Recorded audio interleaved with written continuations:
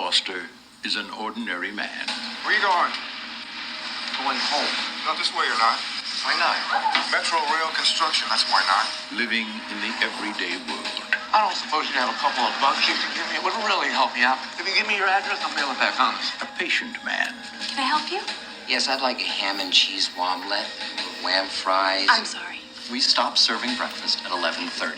Who is running out of patience. I get some change for the phone, please. A peaceful man. No change. Have to buy something. Who's about to be pushed. 85 cents. 85 cents. Hasn't given me enough money for the phone call. Drink. 85 cents.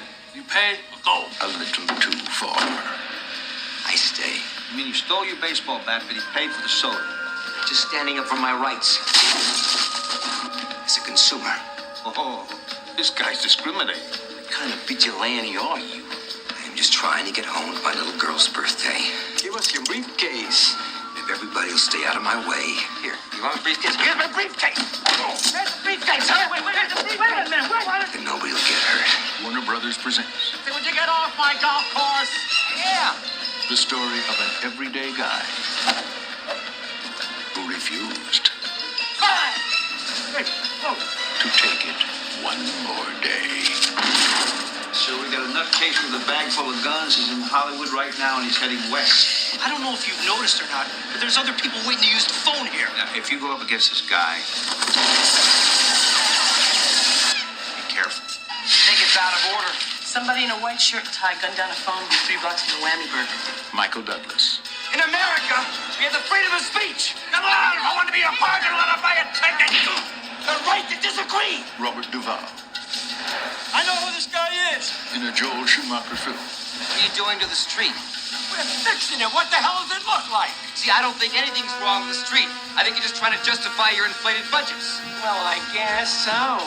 I'll give you something to fix. What are you... Hey, Charlie!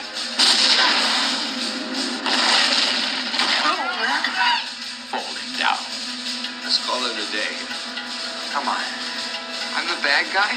A tale of urban reality.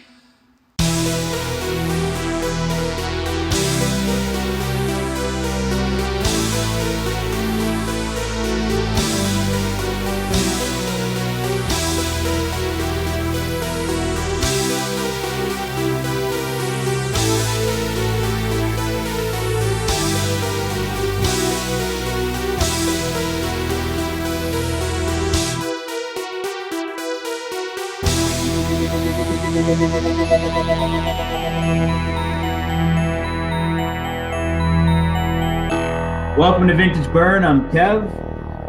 Marco. And Doug. And All tonight right. we're going to be switching it up. Marco gave us a recommendation to maybe do something outside of horror. I think we're going to start doing more of this. So he picked in action drama and kind of weighs heavily on our current climate in society. Great movie to pick. So 1993's classic, Falling Down. So let me just get into a synopsis on this. I'm pulling this from iTunes. Looks like the year's right on this one. Even though the year was right on the other one, Doug was just wrong. But, you know, we're not going to get into that. That's fine. Dude, not even close. You can only talk shit if you're fucking whatever. Hey, I'd agree with you, but then would both be wrrong. We got it It's recorded. 2010. We'll let the listeners decide on that one, Doug-O. Yeah, it's 2010. Hey, what do you want from me? I don't release it. All right, sorry, continue. 1993's Falling Down. Academy Award winner Michael Douglas and Robert Duvall. They were in a bunch of movies I really don't need to get into. I think most people know who these guys are. Star with Emmy winner and Oscar nominee Barbara Hershey. Again, somebody else, a lot of movies that choose in. This is an old movie, so they've been in a lot of flicks since then. Probably a lot of movies that people out there wouldn't even know. In this action drama about a man's odyssey into madness, prompted by the effects of modern city life. It follows two ordinary men, a laid-off defense worker, played by Douglas, driven beyond frustration in an endless traffic jam, now on a path of violence and potential self-destruction. And an LAPD detective, played by Duvall, only hours away from retirement, to find him and stop his vigilante acts. It's directed by hitmaker Joel Schumacher. New York Times called it a wickedly mischievous, entertaining suspense thriller. Yeah, it sums it up. Yeah, and Joel Schumacher actually directed one of your favorite movies, Kevin, The Lost Boys. Oh, shit. You know what? Didn't even realize that. Yeah, man. Yeah, he also directed some duds, too, like those Batman movies right after the Burton era there, the Batman Forever and Batman and Robin. But he has a ton of hits, man. He is a 8mm, right? Yeah, he did 8mm. That's another one he did. The Client. That's another creepy. Batman. Yeah, another one, too, is DC Cab. I don't know if you guys ever saw that with Mr. T. It's a horrible movie, but it was one of his first. I believe it. I used to love that movie when I was a little kid. Anyway, got a really good score at 7.6 on IMDb. Budget was about $25 million, which actually surprised me. I thought that was kind of high for its time, you know, and made about $41 million.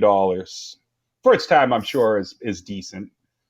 And then, so, I mean, I'll get into it. And, it opens the first scene, man. It actually makes me feel really uneasy, this scene, where he's sitting in his car in traffic in L.A., and it's, like, hot as all hell. And, his AC's not working. And then, he starts really, like, focusing in on people, like, just making noises and yelling at each other, beeping, honking. A fly bothering him, tries to roll down the window, doesn't work. His car's a piece of shit too, by the way. I don't know if you noticed that. Yeah. And so he just gets fed up with sitting in traffic and there's some construction up ahead or whatever. That's probably the reason. And he just gets out of his car and decides to walk home. I feel like I can relate to this guy a lot already, because what was irritating me in that moment, I know what you're saying. I think the scene was perfect because it was uneasy. It was very unsettling. It was just making me. I was like, oh my god! Like I just want to get up out of my chair and move and like leave.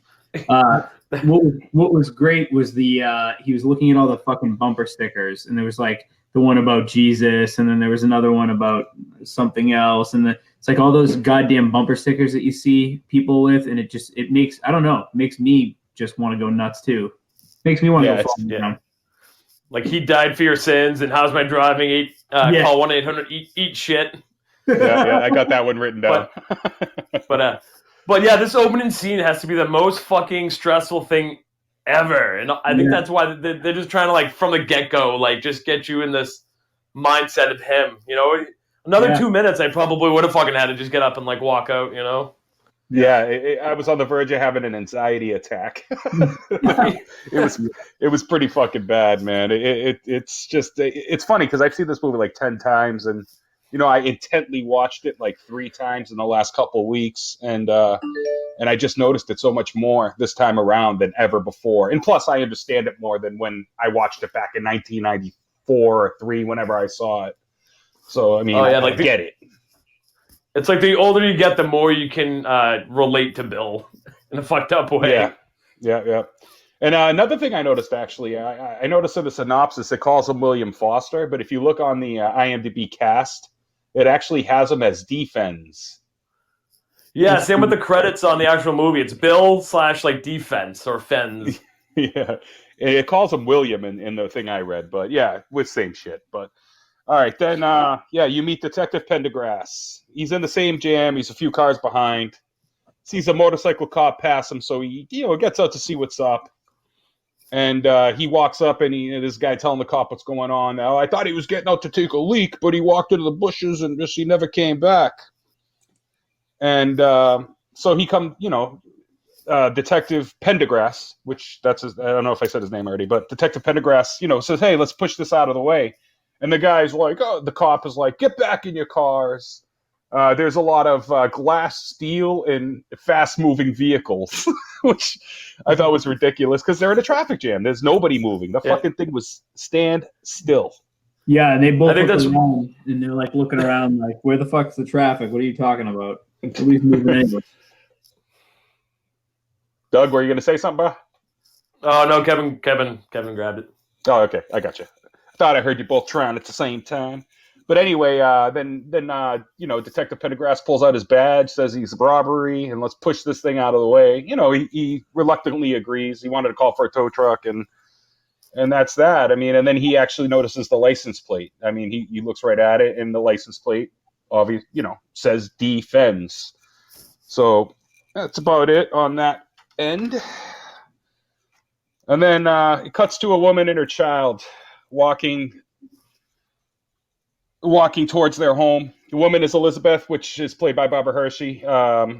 She hears the phone ringing, so she runs in and basically, answers the phone, and it's defends William, Bill, whatever, on the other end, and just not saying anything. So she hangs up. Being a creep.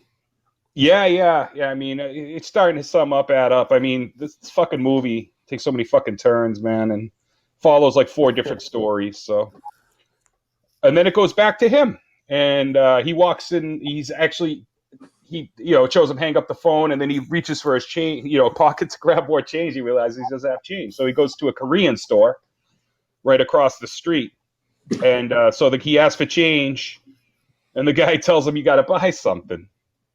This leads to the fucking chaos in this part is just fucking insane, man. And so he grabs a Coke out of the cooler, and then what I like about it is he enjoys the cool air for a minute. He like rubs this cold soda can all over his head, face, to cool off. And he goes to pay for it, and the guy tells him 85 cents. And he's like, "I don't understand what you're saying. Don't you have V's in China?" or whatever he says. And then the guy's like, "Well, I'm Korean." And which I thought was actually kind of funny. And then so he says, "I'll give you 50 cents or whatever for the soda, and you give me 50 cents change." And he's like, "No, just get out of my store," pretty much. So yeah, he's not having it for sure. Yeah, man, fucking guy, whatever. So he reaches for a bat and goes to whatever to attack William, pretty much, or if I remember correctly. And then anyway, William grabs the bat, and they start wrestling each other and whatever. And he takes control of the bat. And I'm losing my place because I wrote everything way too close. And the clerk, finally gets the clerk down, and he yells at him, "Yo, take the money, take the money." And then this is what William says: "You think I'm a thief? I'm not the one charging 85 cents for a stinking soda. You're the thief." And then this is the part that just gets me every time. Then William tells him he's rolling back the prices to 1965. Yes. How much for donuts, he says. $1.12. $1.12. Now, does anybody else find that $1.12 is just an odd fucking number for something? Yeah. Yeah, maybe California tax back then. Who knows?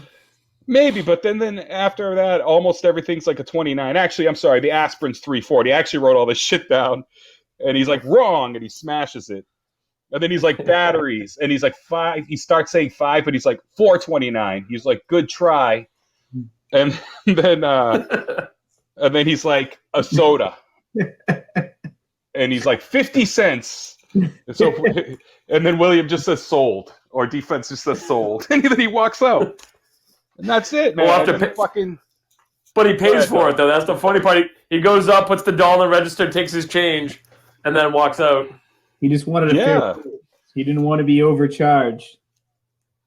Yeah, he just wanted to change for the phone, and he was having a bad day, and he felt like, I don't know, he's just losing control of himself. I think that's what it really leads down to, Yeah, he snapped, just met his breaking point.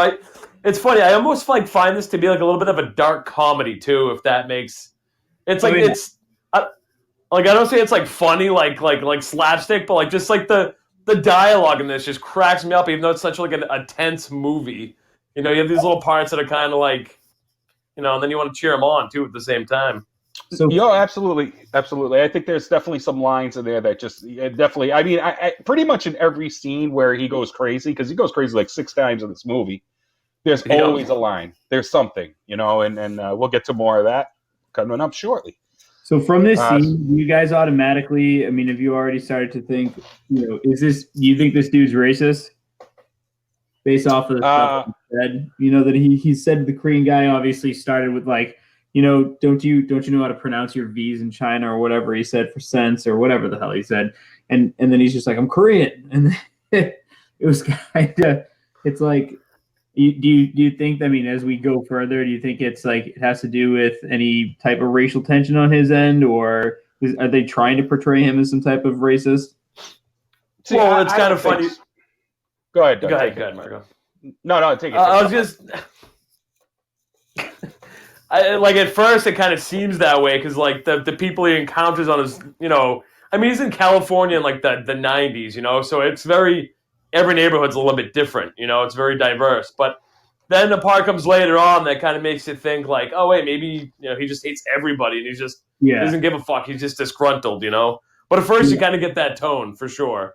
But I like that because it automatically makes you assume in this scene, and until as we go further along, we find out more. But I mean, immediately you're like, oh, this dude's got to be racist, which I hate to say it. Scenes like this, unfortunately, I just don't feel like we would be able to see stuff like this in a modern movie. I don't think this movie would be made right now. And if it was, it would, I don't know, it would be totally toned back. Oh, absolutely. Yeah, you can't get away with...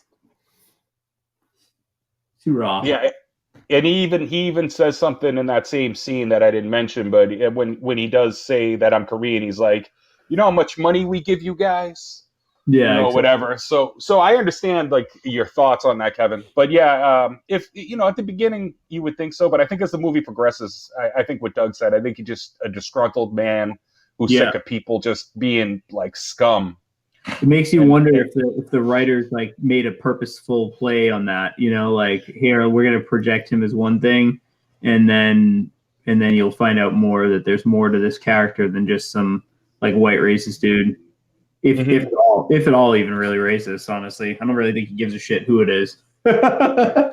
Yeah, pretty much.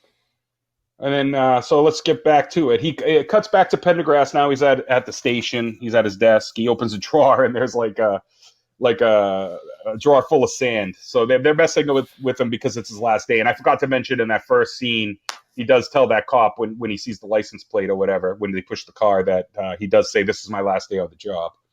So he opens it, and then like everybody starts laughing and saying, "Oh, it came from my cat's litter box," and then they start calling him desk jockey.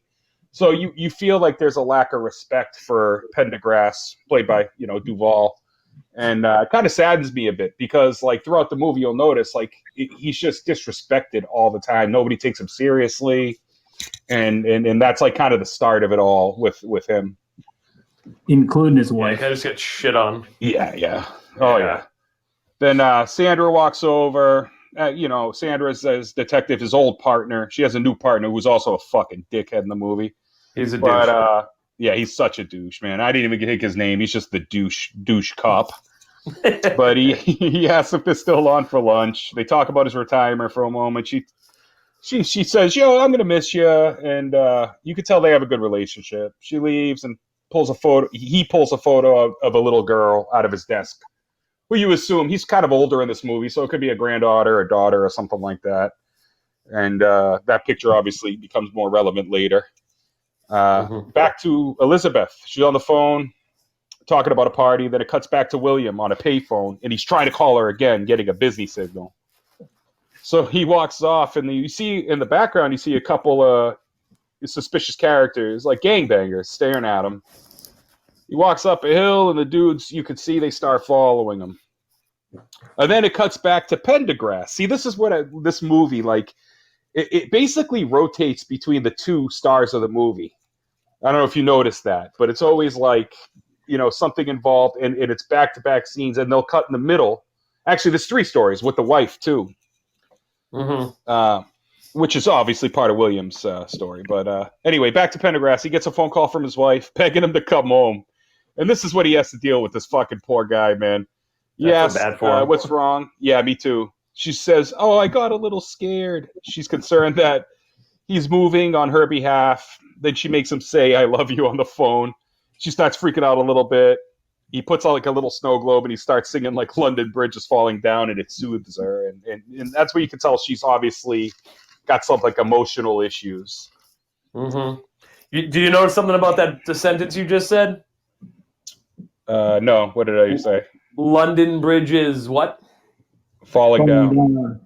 Yeah, so it's kind of like a recurring theme throughout the movies. London, the name of the movie's Falling Down. London Bridge is falling down. They move to London Bridge.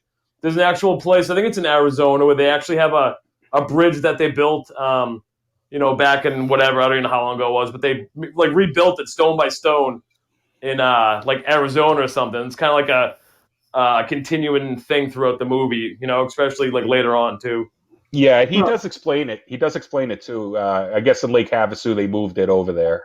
Mm-hmm. So yeah, he does explain it.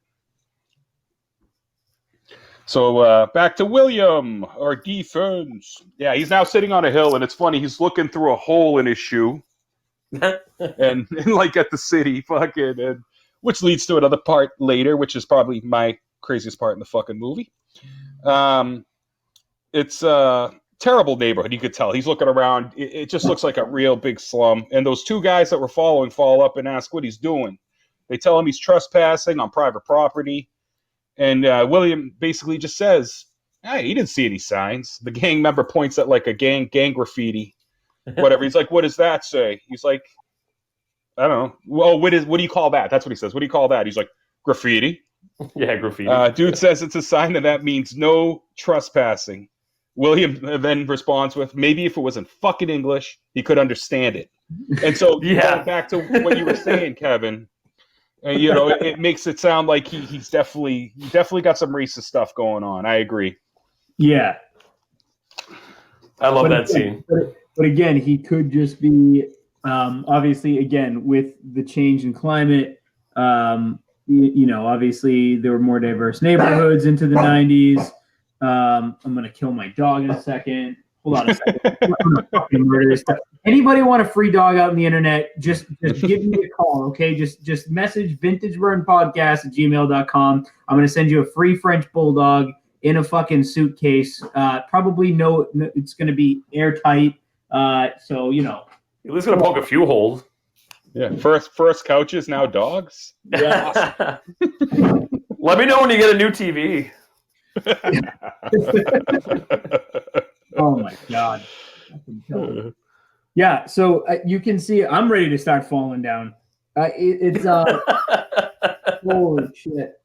But I mean, I think it's just clear that it's hard to tell. It's like, well, is the dude racist or is every little thing bothering him? And obviously, having a hard time with the changes in society, he's just feeling like everyone should only speak English and whatever. Even if it was somebody else that owned the store in the first situation, the change in how people are charging more in their own stores and everything. Like, he just has a problem with everything so far, and it just happens to be, like Doug had said, he's in a pretty diverse area. I mean, obviously, I think they made this movie in LA for a reason. I don't know why. I mean, it doesn't put, once again, California in the best fucking light. I mean, California still looks like a shithole in my opinion, whether it's the fucking 80s, 90s, or even now, it still looks like a shithole. So I think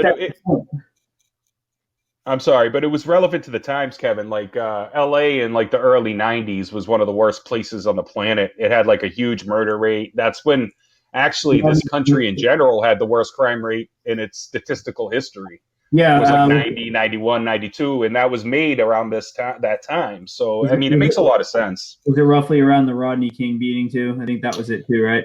Yeah. I mean, it had to have been about that time, sure. Yeah, I think so. I think that was like 91 or 92 or something like that. So, yeah, so I think so. The early 90s, that whole scene, yeah. It's definitely brutal. It's brutal. Man, that was when the gangs were fucking insane too. That's when they were all really like starting to kill each other, and it was just a bad time for Los Angeles. It's like modern day Chicago, pretty much. How Chicago is today. They call it Chirac. It's so freaking bad. Oh my God, really? yeah, Chirac. Yeah, that's what they call it. But so back to this. William says, "Is this a gangland thing?" and asks if they're having a territorial dispute. And which I found funny. And then basically they say, William offers to leave, and they say that he's got to pay a toll. I mean, he's incredibly diplomatic, though. You know, he's like, all right, well, I see we got off on the wrong foot. Like, you know, he's incredibly diplomatic, and they just still weren't having it. And that's how he is throughout the movie, too, man. I think a lot of these scenes, they lead up to that, and we'll get into that a little more, too, as the movie goes. But yeah, they ask for his briefcase. He refuses. And one of them pulls out a knife, a butterfly knife, does a cool move with it, you know, opens it all, like, snazzy-like. And then William just fucking goes nuts. He's like, you couldn't give me a minute to rest on, you piece of shit hill. You want my briefcase? I'll give you my briefcase. He goes down to reach it. He has the bat there, too, that they didn't notice. And he starts fucking beating the shit out of both of them with the suitcase. with the baseball bat. Then he throws the bat at one of them, screams out, I'm going home. I'm going home. Clear a path. Clear a path. And then they drop the knife. So he takes the knife. So now he has the butterfly knife. He threw the bat, so he replaced the weapon with that. And then goes back to the station. Pendergrass meets Mr. Lee. Another cop brings him over because thinking it's a robbery. You know, the store clerk that he already, you know, attacked earlier. He explains what happened, that he didn't rob him. He attacked him. Smashed his store. It was an assault, not a robbery. So the other cop apologized and it takes Mr. Lee away. As Lee is walking away, he's like, you stole my bat. Does that count? And he's like, you know, I keep it for defense. Because he can't say, you know, again, he's Korean, so he has an accent. And his accent sounds like defense. So, you know, that's like the first time. And, you know, like Duvall doesn't put it together yet. But you could tell that's going to obviously be put together later. Mm-hmm. It goes back to a gang member rolling 5 deep with one of them, a female, being Angie. She ends up being in a lot of scenes in this movie. Mm-hmm. And they're looking for him. And she's trying to convince him to go to the hospital. So that's that part. And then it cuts again back to Elizabeth. She gets another call. Silence again. She says, cut the crap. I know it's you, isn't it? And then finally William speaks. Says, yeah, it's me. He says his daughter's birthday and he's coming home. She says he's not to come there. He says he wants to bring her a present. So now you understand where he's definitely walking to. And yeah, he's going to try to ruin their lives. Or her life. He loves his daughter, obviously. Mm-hmm. While he's on the phone, the cholos spot him. I don't know if I can say cholos, but I already did, so there it is. He's asking about his daughter. His daughter, while they're looking at him, the gang members kick Angie out of the car and begin, you know, cocking guns and shit. Simultaneously, his wife tells him, don't come here. I'll call the police. I'm coming home, Beth, is what he says. They turn the corner. As soon as he hangs up, they fucking start shooting. And in this part, what I find unbelievable is he just stands there all still while they're being shot. Like nothing is happening. And all the bodies around him are fucking dropping. People get shot left and right. He doesn't fucking move. Like, doesn't even give a shit. He's just like staring straight at them, watching slow motion, does not care. Bullets flying by him. He's just like, he's an animal. Yeah, man. Unfazed. No fucking fear. Yeah, he says you missed. He shouts, he walks up to the car and he's like, "You guys missed." And you know, he shoots the gun a couple times. He picks up the gun. He shoots it a couple times, like by his legs, but he doesn't quite hit him. Then he points again and shoots. He shoots the guy in the leg. The one guy moving. The other guy's obviously dead in the car. And the other two, I don't even know. They're probably dead in the car, but I didn't notice. But the two main dudes that were originally the ones that confronted him were. One was fucked up, one was dead. Yeah. Go ahead, Doug. Yeah, I was going to say that. So they're both kind of hanging out of the car, and he picks up the gun. And I don't want to steal your thunder, Marco, but when he's walking away, he tells him to take shooting lessons. Yeah. Which I have written. You stole my thunder. But anyway, he takes the bag of guns, man. So now he's got a butterfly knife. He's got a fucking bag of guns. Like literally, there's got to be like 8 to 10 guns in that bag or something like that. It's easily, yeah. I love how he keeps like leveling up like a video game. Like he traded the bat for the knife. Now he's got like the knife and the guns. Yeah, exactly. It's like a walking version of Grand Theft Auto. You know, like yep. The weapons just grow greater. But what does I see? Goes and sees. Oh yeah. So Pendergrass now he sees the captain. The captain basically is giving him a speech. and he finds out about the drive-by shooting. He's giving him like a farewell speech and asking if he wants to stay part of the team. Seems pretty sincere at the time. Pendergrass refuses, and Cap asks, the captain asks how the kids. Pendergrass says he doesn't have any, and said, and then the captain says, "It says here you do." He's all, "We lost a child," and so that was, you kind of find out right there. The picture is obviously that child. So that wraps that up, and then William. Now back to William, and then another thing he sees. There's actually stuff like I forgot to mention on the hill. When he's walking up the hill originally before the gang members get to him, there's actually like a bunch of like posters that say "kill, kill, kill, kill, kill." Did you guys notice that? Yeah, kind of on the corner going each way. Mm-hmm. Go ahead. Did it just say kill, or was it something underneath? I really couldn't. I'm not gonna lie, I didn't want to get off the couch and look at it because I had the fucking. But anyway, did it say anything else besides kill? Honestly, I didn't notice anything else, and if it was in like small lettering, so I didn't notice it either. Okay, I was wondering if you caught something. No, I didn't catch it. And then in this scene, when he's at the bus stop, there's actually a sign with like a crying little girl, and it says, "I love you, Daddy." Oh yeah, so yep. He sees that, obviously, probably thinks of his daughter and just everything he looks at, man. And so anyway, he's at the bus stop, and then again, he's looking around. He's seeing all the homeless people selling oranges, peanuts, and he's just looking around in disgust, just because, the way the world is, it seems, Bus pulls up. He's trying to get on. He starts getting bumped into. So he further gets frustrated, and he decides not to take the bus. He walks away, and a guy asks him where he's going. It's these dudes doing construction. The guy says, "Not this way. You're not, because of construction. Go around at some time. Go around, basically." At the same time, yeah, that's what he says. At the same time, Elizabeth's, talking to the cops. They find out she has a restraining order on him. So that story's getting deeper too, for showing up at 4 a.m. whenever he wants. That's what she says.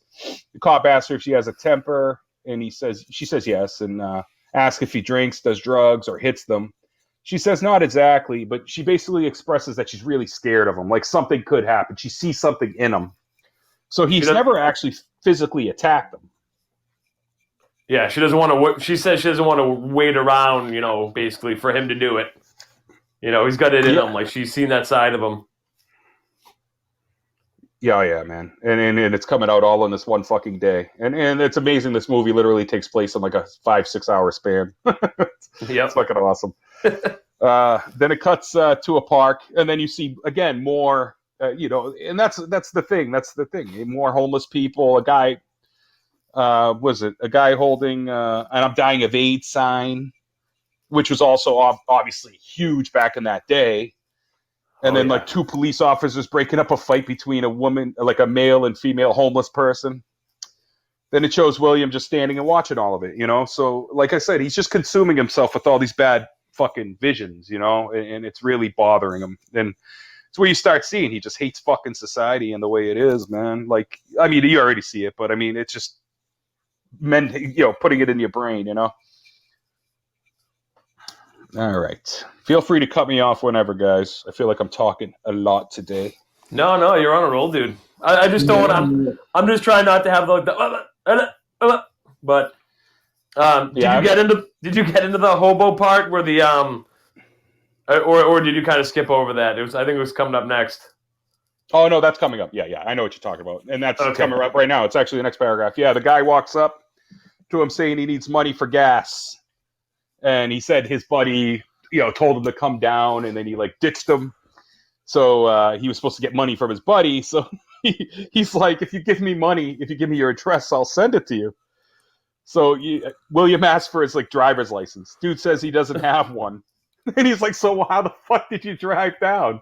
And he's like, hey, never mind that. Show me your registration. Never mind that. Show me your fucking car.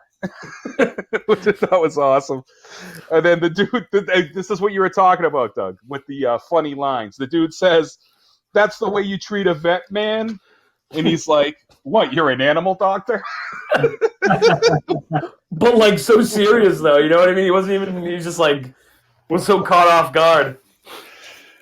Yeah, but it's funny, man. Like you're right. Every scene where it gets crazy, he always has that funny fucking line, man. Dude. And then it goes a little bit further too, because then he's like, I was in Vietnam, man. He's like, what were you, fucking 10? He's like, I meant the golf. Yeah, yeah. He asked him if he was a drummer boy. That's what it was. Yeah, man. So yeah, basically, then he's like, oh, I need money for food while he's eating a sandwich. I haven't eaten in a week. I haven't eaten in a week, and he's eating as he's talking to him. So he's like, oh, man, you got 2 bags, man. Oh, he asks for a cigarette, too. But anyway, he's got 2 bags. Why don't you give me one? And the dude's like, whatever. So, William just gives in. And then he gives him his briefcase that he defended so hard on that fucking hill. And the guy, he's like, oh, yeah. He opens it. And what's in there, Doug? Sandwich and apple and, like, some crackers or something. Right. He defended that briefcase, literally. Could have gotten killed over a sandwich and a couple food items. It's one of those, like, you start to see that he's a man of principle. It's just about, it's just about principle. Even if there's $1 million in there or an apple, like, he was going to defend it because it was his and he earned it and no one's going to take it from him. Right. And, Kevin, anything, bah? No, man, I just think, like Doug was saying, we're starting to see way more character development, and we're starting to understand him further. I think, obviously we're going to see there's some psychological issues, but I think that's the whole point is, as the movie's progressing, we're seeing more of him, and what we were given first was like, all right, some just racist white dude, but it's far deeper than that. There's way more trauma going on with this guy. Yeah, absolutely, man. That's the truth. And I don't know if I mentioned it earlier, but if I did, I'm going to reiterate. When he met with Mr. Pendergrass, now we're going back to Pendergrass, and Pendergrass met with Mr. Lee from the store, he did tell him he had a shirt and a tie. And so it cuts back to the station after all that, and Angie is getting interrogated. She was one, the girl that was in the gang car before they did the drive-by. And anyway, he hears the description, and he hears her mention a baseball bat.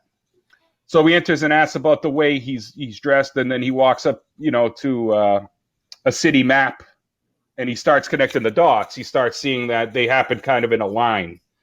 And then again, what I was saying earlier is every detective in there is just laughing at him and telling him to stay out of the investigation. And it drives me bananas because Pendergrass is fucking, really starting to figure things out. And these guys aren't taking him seriously because he's a desk jockey.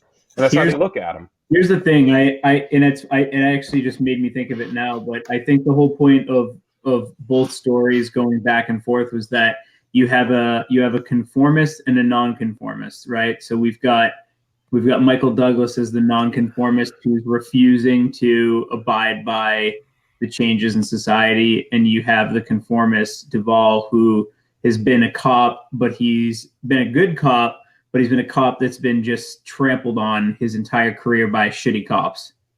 Mm-hmm. Up until his last day. Yep, yeah, and they are relentless on this day too. And then it goes back to William, the fast food incident. Yes. So he tries ordering breakfast, and I forget her name. I should have wrote it down because he uses their names, the manager and her. I forget her name though. She was Sheila. Sheila. You're right. But then she gets end up. She's like, "Oh, you can call me blah blah blah," like her full name, which she does. Miss something. I forget too. I should have wrote that down. I didn't. But anyway, she says, "Well, we're on the lunch money menu, so you have to order off of that." He asks for the manager, and manager says, "We stopped serving breakfast at 11:30," and he looks at his watch, and it's like 11:33 or 4 or something like that. So the manager let's go ahead, Kevin. I'm sorry. How many times does that happen to somebody, on this podcast? You go and you're like, sorry. Unfortunately, we're serving lunch now. It's a minute past due, and you're like, I fucking know you still have breakfast sandwiches behind there. Yeah, they're like throwing like Egg McMuffins in the trash as they're saying it. Like, sorry, fuckers. That's crazy. We can't do that. Yeah, It's happened to me probably more times. A lot, man. Probably 100 fucking times in my life where I wake up and I have nothing to eat at the house, so I run down to McDonald's. I'm trying to fucking beat the 10:30 or 11, whatever it was at McDonald's, just to get an egg McMuffin and a fucking hash brown. That's so much to ask for. God damn it! He's right. So the manager apologizes, says he's really sorry. William says he's also really sorry too, and he pulls out a fucking gun, man. Pulls out I don't know. You guys know guns better than me. Do you know what type of gun it is? It's some kind of Uzi, it looks like. Yeah, I think it's an Uzi. Yeah. Everybody panics. He tells people to settle down, enjoy their food, eat their lunch, whatever. Get all your vitamins, A's, B's, C's. Again, funny. I thought that part was hilarious too, Doug. Yeah, it's great. Go ahead. I was going to say it's great. It's great. But then he's pointing the gun towards the ceiling, and the gun goes off as he's saying it, and everybody screams, and he starts telling them it was an accident. It's a sensitive trigger. And then basically they agree to give him the breakfast. The manager, he asks for the breakfast. The manager complies, and then all of a sudden he changes his mind, and he wants lunch. Which is crazy because all this bullshit just for breakfast, and then all of a sudden he just wants lunch. And the worst part is, like, he asks her to get it. She turns around, it's literally still sitting right there, and she kind of turns around with it, and then he decides that he wants the lunch. So that whole thing had been avoided. They're like, okay, we don't normally do it, but we have some right here. Mm-hmm.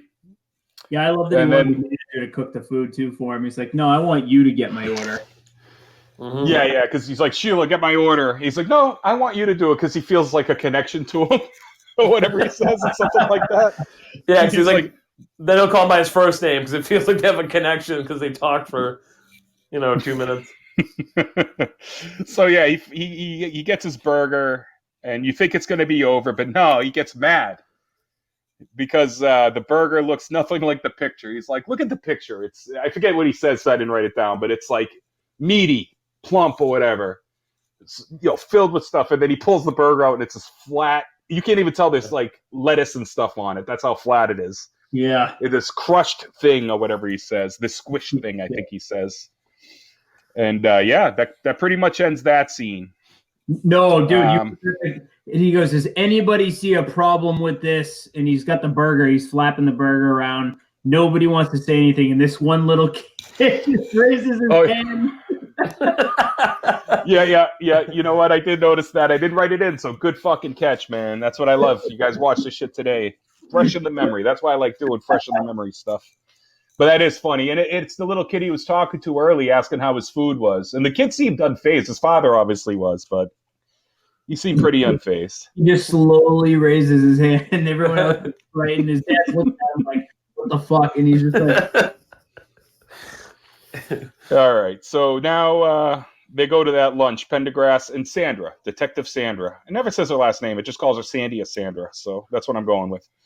Yeah, she's, questioning his motives for moving, basically saying you're just doing it for your wife. You're not going to be happy, whatever.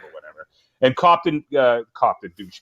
Detective Douchebag walks in and tells him about the burger thing and says, he says basically William paid for it and left. So Pendergrass asks where it happened. The cop tells him the address and, wants to know what he's wearing. Like he tells her, when you get there, let me know what they say about what he's wearing. So he's trying to figure out if it's on the same path. And this is where you see the guy, and I think this is where you see a sympathetic moment out of William, where you see the guy outside of the bank trying to get the loan. Economically viable? Not economically viable. Not economically viable. Yeah, he's talking, he's trying to get a small loan for whatever he's trying to do, and the guy's just trying to better, his life. And he's actually trying to do the right thing and do something with himself. And this is where you see, like, Michael Douglas kind of looking at him a little bit. And you could see that. I think you could see it. This is what I saw, that he kind of feels bad for him. Do you guys agree? Mm-hmm. It's a reflection of himself. He's right. wearing a white shirt, almost the same exact tie. It's him. He's looking at himself, except instead of him just speaking loudly out loud to everyone and just getting arrested like this dude, he's going a different avenue. So it's basically like looking at himself if he were to kind of take his mission in a different, on a different path. Right. And the funny thing is, too, I think he actually says it about himself later on in the movie, too, if I'm not mistaken. Go ahead. Say it. It doesn't matter. What does he say? Well, no, I don't want to give away the ending, but... Oh, I know what you're talking. Okay, yeah. When we get to that part, does it involve the family, Doug? Yes. Okay, when we get there, I'll let you take that part. Just remind me when we're getting close. All or right. just cut me off. I feel like I have not cut off enough. I'm more respected than you, Doug. Yeah, that's just life, Gunter. That's just nature. So William sees a snow globe and buys it for his daughter's birthday. Basically, that's a present he's going to give her or whatnot. So he buys the snow globe. It's obviously important to him, and that obviously factors in it a little bit. And the song is also London Bridge is Falling Down. It is, yeah. Yep. Well, so another tie-in. What's that, like the fourth tie-in? Mm-hmm. Something like that, anyway. And as Kevin said, the guy gets arrested across the street. He looks at William as he's buying it, and he says, they look directly at each other. He says, "Don't forget me." Yeah. All right. Now it goes back to Liz. The cops leave because they don't think he's going to come back. They say more than likely he's not coming. They call him back if there's a problem. So the cops just leave. Fucking, they're like, whatever. There's nothing going to happen. We've been here for hours, for a few hours. And then back to William on a payphone again. He's trying to call and gets a busy signal. Did anybody remember the prick outside the fucking phone booth or what? Oh, that's probably one of my favorite scenes in the movie, not going to lie. Then take it, man. Do it, bro. So he comes out, steps out of the phone booth, and it's just like typical douchey assholes, like just giving him a ration of shit for, hey, well, fucking asshole. People use the phone, and he just turns around, pulls out the Uzi, blows the fucking whole phone booth away, and says, "Sorry, I think it's out of order," or something like that. He just that's what he says. Does not give a fuck. Yeah, and the funny part is he's like, other people? And there's like just that one guy yelling at him. There's nobody else waiting for the phone. That's true, too. Yeah, because that's what he says. He's like, other people? And he looks confused. But the best part, did anybody notice what was in the background? I can't think offhand. Yeah, I was it Grandmaster Flex? No, it was Sir Mix-a-Lot. No, yeah. And it was for this. Do you guys remember the song "Baby Got Back"? Yeah, oh, hell yeah. It was a giant ass crack, right? There was a giant fucking inflatable ass. I did not catch that. How did I miss that? I don't know, Just dude. honestly, fast forward to that part when we're done with the podcast, and it's the fucking funniest thing. It's an ass, and on the top of the ass, almost tramp stampish, I guess. It says Sir Mix-a-Lot, and it says "Baby Got Back" on it. So obviously that's probably about when that song was big or whatnot. Oh, that is gold. Yeah, there's a few things I noticed. At a later scene, too, there's a pink Speedo incident, but we'll get to that later. Did I make up Grandmaster Flex? Is that even a real fucking artist? Grandmaster Flash. Oh, I was close. But that's from like the early 80s. Yeah, they're considered, I think it's like the first rap song or something like that anyway. I think they did the hip hop. No, that wasn't them.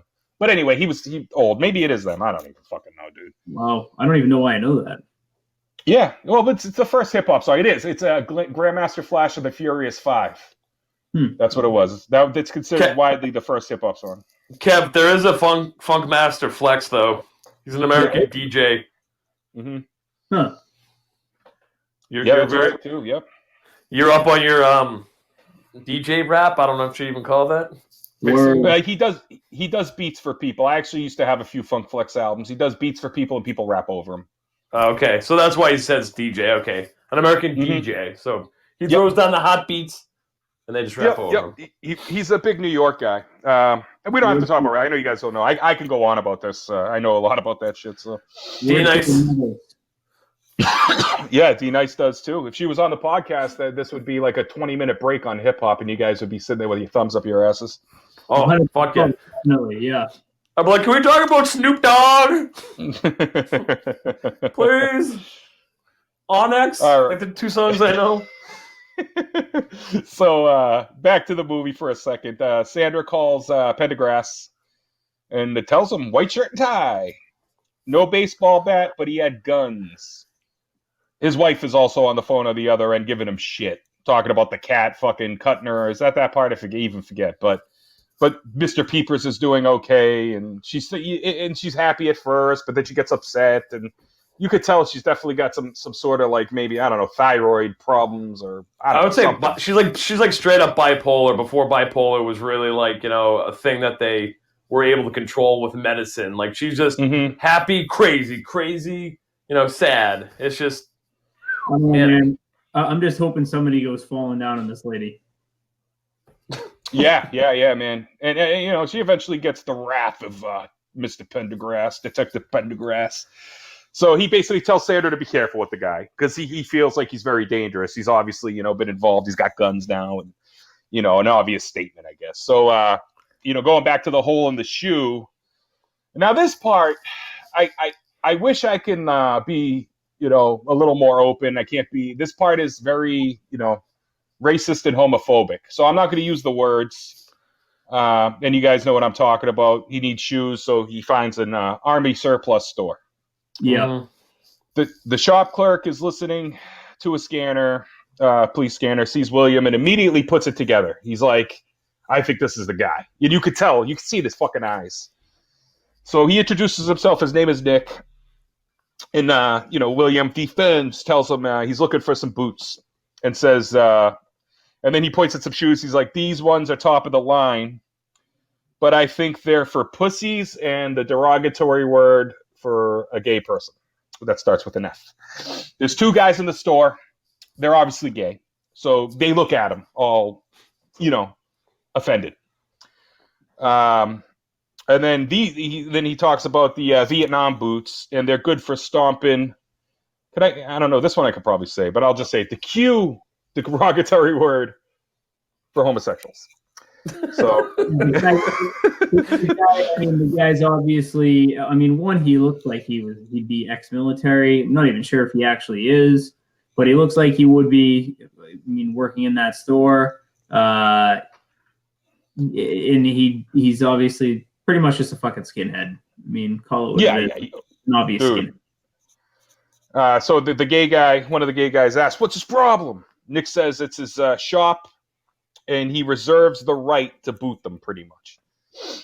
The guy's like, "Make me," and so Nick pulls out a little gun, and then they knock over the other one convinces him, "Let's get out of here," and he knocks over the sunglasses, and then he proceeds to call him fucking, derogatory word. Besides with an F. He calls him the guy knocks over the sunglass counter case and calls him a fascist. That's true. Yeah. And that's when he goes off about something in the pumpkins, or I can't remember what he says. And then how about those muff divers too? Think about it. Think about it. So this guy at the end of everything says, "Think about it." So like every scene, like when he has his words of wisdom, even though he's a fucking complete asshole, he says, "Think about it" at the end of everything. I didn't write down every think about it, so just if you guys watch it, keep an eye out for that. Let me see. So William sees some cops pull up. Sandra's one of them. And at the same time, Pendergrass is talking to Angie at the hospital and asks how many guns were in the bag. She says lots of guns. They have, what does she say? They have all the guns in the world. Something like that. So Sandra walks into the store. She's looking for a man who describes William to Nick, the Army surplus store. He says he hasn't seen him. She leaves. He locks the door behind him. And William's like, "What the fuck do you do that for? Why you sticking up for me, pretty much?" And he says, "We're the same, you and I." And basically, and then he takes him to the back. And now this part, if you want to, anybody wants to take it and describe the room, this is fucking insane. Yeah, so it looks like something out of it. Just you almost have to see it to believe it. It's like dark. It looks like just like a dingy basement, even though it's a back room. But it's just covered with like just swastikas. There's like a fucking Nazi like Santa. There's like he ends up like he gives him a can of fucking Zyklon B, and he's like, "Yeah, I wonder how many." I can't say the word, but this killed, you know, and you can just tell the dude's just fucking tapped. It's just dark, dingy, gross, and fucking disturbing, like something right out of, like, Texas Chainsaw. Mm-hmm.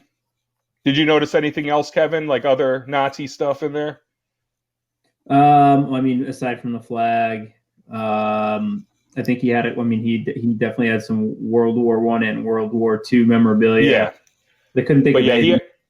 he had like these Nazi books, like uniforms, like you said. Yeah. You know. What was it about, like the SS girls? It looked like it was like a dirty mag or something. It was like a porn mag. Yeah, it was something like that. I didn't write the title down, but it was like a nude woman with like an SS thing going on. Yeah. But yeah, anyway, fucking insane, dude. And Williams now dealing with a guy that's probably crazier than him, you know? But, it's fucking, fascist. He doesn't like anybody, man. And even when Sandra came in, he was offending her by disparaging female cops, you know? Yeah, oh yeah, of course. But the best part about this is where you got to see. So you go from that first scene in the Korean store to this now, and you're like, oh, this dude's just a racist who's going around causing trouble for all sorts of people of color. And then all of a sudden he comes to the store where he's with the Nazi racist, the skinhead, who's like, yeah, you and I are the same. We're the same. We're the same. He keeps repeating himself. We're the same. We're the same. We're the same. And Michael Douglas is just like, the fuck we are, dude. I am nothing like you, you psychotic prick. Yeah, he says, I'm an American. You're a sick fuck. That's what he says. Yeah.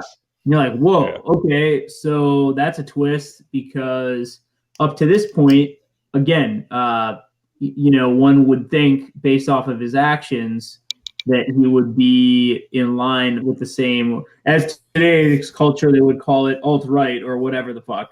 So, you're like, okay, so they obviously have different views on things. So it's just interesting because the writers really wanted to throw you off from the start, which is awesome.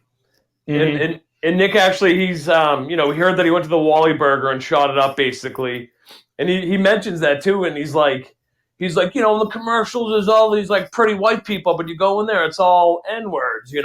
You can tell. Mm-hmm. So he thinks that he shot it up because of that. It's like, no, he just wanted breakfast, and it just, it escalated. Once again, like Kevin said, it's like nothing necessarily to do with race. He's just basically a straight up misanthrope, just hates fucking everyone, in society, not, no specific race, gender, creed, or whatever. He's just sick of it. Yep. It's all based on stereotypes. The movie is completely based on debunking stereotypes from the start. Right. So so him calling him a sick fuck leads to Nick pulling a gun on him, holding him at gunpoint. He goes through William's gun bag, finds the snow globe. He, looking at guns, whatever. He finds a snow globe, and he says, "What the fuck is this again? Homophobic word? Shit." And he smashes the snow globe, and then he fucking loses it. He screams and whatever. And anyway, he's like leaning forward. He tells him to put his hand back, and he's like, I can't because of gravity. You'd fall forward. So Nick just kind of kicks his leg out, and he goes to cuff him again. But he didn't search him. He had no idea he had the butterfly knife on him. And so he turns around and he stabs the dude right in the shoulder, like into the shoulder, like from the top, like straight in. And he ends up picking the gun and basically shooting him a couple times, 3 times or whatever it was, and kills the dude. And then if I remember right, that might be the part with the knife where he's trying to do the trick like the gang member did when he first pulled it. And he's like, how do they do that? Yeah, was that scene? It might be. I know it happens. I didn't write it down, but it's somewhere when it comes up. So it might be there. I think that was actually when he first picked it up. Oh, okay. But that was funny anyway, regardless. But I know. I wish I wrote down a bit more of the. Once you realize, not like I said, it's not a comedy, but like there is a lot of comedic parts. And then you got Nick who just got stabbed, and he takes it out of his shoulder, and he's like, "Hey, this isn't one of mine." It's like that's what's going through your fucking sick head. Oh, and I forgot to mention, I actually did write this down, but I skipped over because I was just ranting, not off the notes, just remembering. But Nick also was offering him like, what is it, like a rocket launcher bazooka, something like that, giving it to him as a gift. Oh yeah, yep. So anyway, after all that went down, he takes the bazooka with him. So now he has a bazooka. Yep, he upgrades yet again. Starts with a bat, fucking, he's doing okay. Yeah, and then again, Pendergrass back at the office explaining about the gym bag with the guns. Again, nobody taking him seriously.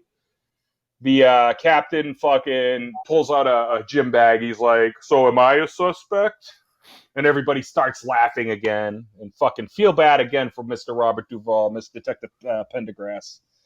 So the captain basically tells him the nice talk earlier is because he had to do it, and that he never likes him. And this is I found funny. He's like, I don't like you. You know why I don't like you? Because you don't curse.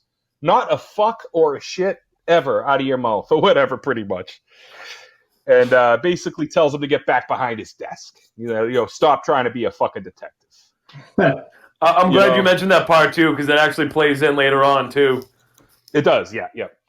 That's why honestly, it was funny because I was like, I don't want to write down every scene in this movie, but they all really tie in well together. So you kind of have to, kind of really go through everything because the phone calls are important because they lead up to something. The wife interaction's relatively important. I mean, that's probably a part it probably could have cut out to an extent, but that's a big part of the movie, so I guess not, right? Well, this kind of movie, it's like accumulative. So each scene definitely plays on. Where some movies that we do when we do horror, it's like, okay, they all ran to this room, then they all ran to that room, and then he got killed, But you're right. This is, if you miss a step, you're going to be like, whoa, what the fuck, So, no, you're doing a great job on this, Marco. This was kind of a tough one. There's a lot going on. It is, yeah. And it really is, dude. Sandra, then when that's all done, he's upset. Sandra tells him about the phone booth and the description yet again, pinpoints the location. So now he knows another step in the path of what this guy's doing. And then he tells, this is where he goes off about his wife, how, the reason, he, something about like one time he came home, she thought he was a ghost and he had to chase her around the house to calm her down or something like that. Yeah, exactly. Yeah. So at that point, Sandra is realizing that Pendergrass is onto something. So she's like, fuck it. They partner up. I don't care about my partner anymore. I'm partnering up with you. We're going to solve this case. William calls Liz again. She answers and he asks who she was talking to a while ago. Because, if you remember, before the phone booth scene got shut up, there was a busy signal. She says, "You're just trying to scare me." And what he says is, "Am I succeeding?" So he basically tells her he's coming whether she likes it or not. He says they reached the point of no return.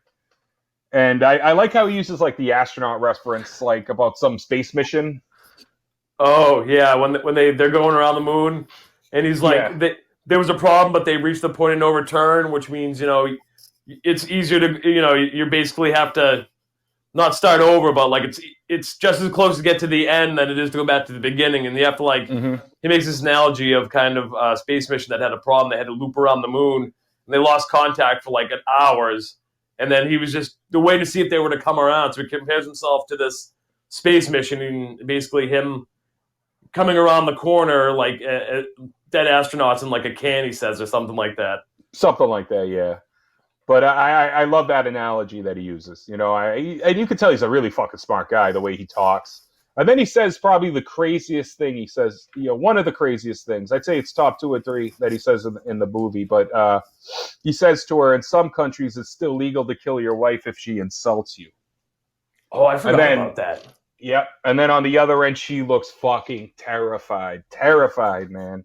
And Barbara Hearst, I actually don't know much about her. I know the name, and I'm sure she's been in a lot of stuff, but I know she's supposed to be a really good actress. And you could see it in this movie in her facial expression. She just knows. She's got good faces for whatever the situation is. Yeah, she's a bunch of stuff. Go ahead. Yeah, I'm sure, dude. Like Black Swan, Insidious, Falling Down, obviously Paradise Lost, X-Files. Wow. I'm sure it goes deeper and deeper. Yeah, I think she's the grandmother in Insidious because she'd be in their 70s about right now. She's like the grandmother of the little kid in the first one. I think that's who she is, yeah. Yes, I think you're right. Yeah, she's been a little bit of everything, so. Cool. Pretty well, so she said, she's gorgeous. She says the police are there, and then he tells her to put put him on the phone. She just hangs up because she's obviously lying. And then they go back to Mr. Lee's store to start the investigation where it started pretty much. He realizes it, and I forgot to mention at the beginning of the movie too, when it shows Robert Duvall for the first time, he's looking at a billboard of like Hawaiian Tropic, and there's like a little thing popping up between like the model's boobs saying something. I can't remember. I wish I wrote it down. Does anybody remember what it said on that billboard? I think it just said hello or help. Oh yeah. Yeah, it was help. Popping out of. What's that, Kevin?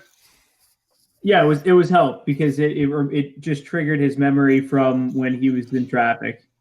Right. So he started to put things together. He realizes they're in the same fucking point pretty much of where the car was stopped. He runs up there, and Sandra says, "Oh, if you have to take a leak, I'm sure you let you use the bathroom." He looks, he sees the fucking construction sign that was there, the orange barrels. I think you can even see the car. I didn't notice, but I think you can see the car still there. Yeah, you can. And okay, I'm sorry, what was that, Kevin? I said you can see the car. Okay, cool. It actually shows the license plate too again. It does, but that I think is obviously from his memory. I mean, it shows his body and everything in that thing. But it shows defense, and then he comes out screaming, "Defense! Defense!" Can I just say one thing about the scene when he runs up the hill? I'm like, this dude's got to be in his like probably 60s, early 70s, running up the hill, and he gets to the top, and he wasn't even out of breath. And I'm like, man, I need to start working out more. I need to start doing more cardio because this old guy, obviously he didn't just run up the hill in that scene like in real life, but I'm like, that's all. Yeah, he's actually 89 in real life. I looked this up earlier, so he would have been, this movie came out, 26 years ago? Am I doing the math right? Yeah. 27 years ago? 27, yeah. Man, so what would that make him, 62 in this movie or so? Maybe 60 when he shot it, 61? Shit. Okay. All right. Mm-hmm. Yeah, and the motherfucker is still making movies. He's got a movie coming out this year. Long live Duvall, man. He's awesome, man. He's had some iconic roles, man. I mean, he's for some reason I can't place the name, but Tom, whatever, the consigliere in the Godfather series. So Tom Hagen. Hagen, thank you. I knew it started with an H, but I couldn't remember. Tom Hagen, yeah. Yeah, dude. He was. What was he else in? Apocalypse Now. I remember being a big one. Yeah, Apocalypse Now. I mean, I got it right here. If you give me a second, I can look it up. He did like every cowboy and cop movie too in the past fucking 30 years. Yeah, he did. Let's see, The Godfathers, and then he started out, with he was in Gone in 60 Seconds. Oh, he was the sheriff. You're right. Yeah, Days of Thunder. He was in Newsies, if you remember that movie. It was like what do you call it? A musical. And then Colors with Sean Penn, which is also an LA Gang movie. So, is that the one with Whoopi Goldberg peas? No, that's The Color Purple. Oh, sorry. I got the color part right. He was in the movie The Natural with the Robert Redford. So I mean, the dude, we can go on and on, but he's been in so much shit. Oh, another one that was interesting. He was in the '78 version of Invasion of the Body Snatchers, but I think he played a small role because he's uncredited. But anyway, I could go on and on. Early in his career, he did do some westerns. So it goes back to Liz again, and it just shows the cops pull up. No, not really a long scene. You just see a female cop pop out of the car, and so she obviously called the cops again after being threatened to, basically the guy fucking says he can be killed in other countries. She could be killed in other countries. So yet again, we walk upon another traffic jam. Back to William. And people are honking, yelling, and there's this one guy just screaming, and I didn't write down what he said, but it's something to the effect of he's starting to say bitch, and then you see Michael Douglas just punch him in the face. Right in the car, right? Face. Yeah, he's in the car, and then Michael Douglas is not wearing the same shit anymore. Now he's in like black, like G.I. Joe. They describe him as a G.I. Joe outfit. With these combat boots, and now he's looking very, very, very militant. And does everybody remember this scene with the bazooka, where that comes into play? Oh, awesome scene! If you want to take it, man, I feel free, dude. I'll take a stab at it and just kind of hop in with some details if I miss. So he kind of first he walks up and he's convinced that there's nothing wrong with the road. He's absolutely convinced. So there's this guy, this redneck guy, just sitting there watching the hole, and he's like, "What's wrong with the road?" And he's like, I don't know, man. I don't know. They don't tell me anything. And he's like, what's wrong with the road? And he's like, I think it's a sore problem. And he's like, I think there's nothing wrong with the road. And he goes into the whole, like Marco said, he's a very smart guy. So he goes into the whole, I think it's like a fiscal, like a budgeting thing. If you don't use the money now, you're going to lose it next year. And there's nothing wrong with the road. You're just keeping us in traffic for no reason. So he basically gets him to admit that there's nothing wrong with the road and they're just fucking wasting everybody's time. So he pulls out this bazooka and a bunch of kids start gathering around him thinking it's like a movie shoot, and this little boy on a bike ends up kind of basically telling him how to set this thing up and how to shoot it. He's like, oh, no, you're going to pull that out. Yeah, real quick, Doug. But he asked, "What's the movie called?" And Michael Douglas is thinking about it. William's thinking about it. He's like, "Under Construction." He's like, "You like that title?" He's like, "Yeah, it's all right." Yeah, dude, the kid on the bike cracked me up, man. He almost reminded me like the kid from Michael Myers. He's just like this like little sassy kid. You know who he reminded me of was the kid from The People Under the Stairs. I wonder if it's him. Oh, it very well could have been. Yeah, I think it may have been Fool. I could be wrong, though, but he looks very similar to Fool from People Under the Stairs. If you want to keep taking this, Marco, I'll look it up, see if I can find it. Yeah, that's cool. And basically, yeah, so now that what Doug was saying, he has the bazooka, and he's like, how do I use this thing? He's like, oh, you got to lift this up and whatever. And then eventually it gets to, you just got to hit the trigger. You point, and then make sure you're pointing before you shoot. So yet another sensitive trigger. He fucking has it pointed down, and he hits it, and it goes into this little like fucking hole, the hole in the ground that the guy was sitting protecting people from falling in or whatever he said. And so it doesn't go off right away, so they think it's a dud, and then all of a sudden, fucking explosion. See people running, water coming from the ground, and he just created more chaos. He fucked the street up, is what he did. Yeah, good. Damn the man. That whole scene when he's like, it reminded me of Tucker and Dale vs. Evil when he's like, you're going to take the safety off on the side there, and he blows his head off. Right. He's like, oh. Yeah, man. Oh. It's freaking crazy, man. And then it jumps back to Sandra and Pendergrass because they got the license plate, so they got his address. They track down his mom. His mom's, very uninviting. But Pendergrass is a smooth talker. He does it with his wife, too. He sees these little figures of animals, and he starts going over. And he asks about a giraffe, and she's like, it's a giraffe drinking. And then, what's your favorite one? So it calms her down. It gets her to talk. She lets him in there in his room. They look around, and this is where they find out that he, I actually don't know if it was this part or when they go back to it. When they go back to it. It's when they go back to it. Yeah, you're right. I got it right here. I just had to look ahead. But anyway, so back to William, and he's just trying to get there as quick as possible. So there's a country club, fence, golf course, and so he decides to jump the fence and cut through because it's a lot quicker probably to get through. And these two guys are golfing, and the guy's like, "What are you?" Yelling about. He's not a groundskeeper. He's not in uniform or whatever. And he's like, "What are you doing crossing through my golf course?" The guy's acting like it's his golf course and whatnot. And so he's like, "I'm just passing through." He's like, "Who said you could play through?" And then he's like, Frank. The other old guy's like, "I think he just said he's passing through. Just let him. I don't like the look of the guy." He's like, "No, this is my golf course. I pay for it." Anyway, the guy's an entitled piece of shit, in my opinion. Oh, absolutely. He's an asshole. So he's like, he doesn't like it. He's going to like my Titleist or whatever he says. So he puts a golf ball down, and he fucking whizzes it right at... He has come for outright fair dinkum. What was that? What was that? It was a text message. Oh, okay. I thought it was Hitler. But anyway, he hits the golf ball, and it whizzes right across fucking, William's head. And then, as soon as that happens, he falls to the ground. He comes up with a shotgun. And, he talks about how, this place is, it should be like a place for picnics, families, like petting zoos and whatever, not for your stupid game, I think is what he says. And he ends up shooting the golf cart. It rolls down the hill, and then the golfer drops holding his chest and basically says, "I need my pills. They're on the cart." And the cart's rolling into water and shit. And you know what impressed me, though, was the other old guy. Man, he moved pretty good for a fucking really old guy. You notice how fast he got down that hill? He definitely did. Yeah, like half a mile away.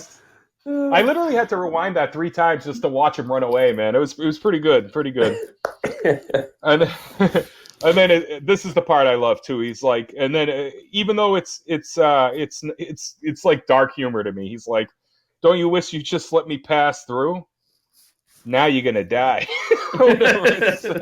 Oh no, I'm sorry. Let me do that again because I fucked up because it went into the next page. It says, "Don't you just wish you let me pass through? And now you're gonna die wearing that stupid hat." Oh, that's what he says. Yeah. And then it cuts back to the mother. They're interviewing the mother again, and Pendergrass and Sandra, and they find out he worked for the Defense Department. The mother also expresses fear, saying when he eats, sometimes he just stares at her and doesn't say anything, and she's actually, you figure out that he's just kind of a scary dude, man. He's got something going on, even with his mom. Yeah, his mom just intense. She's saying how like he'll just look at me. And I'm just so uncomfortable. I don't want to choke. I spit my food out. And I think he's gonna hit me. Mm-hmm. And and she tells him also he blames her for the breakup of him and his wife. Yes. And then they get a call or something, or Sandra walks in. That's what it is. And she says, "Oh, he was fired over a month ago."